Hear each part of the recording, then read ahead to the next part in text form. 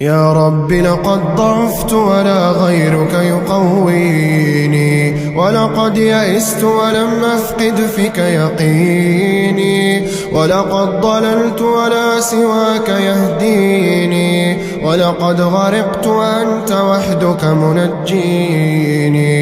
يا رب اجعل عفوك عني دائم، ورضاك علي قائم، واجعلني من الذنوب نادم، ولباب توبتك قائم.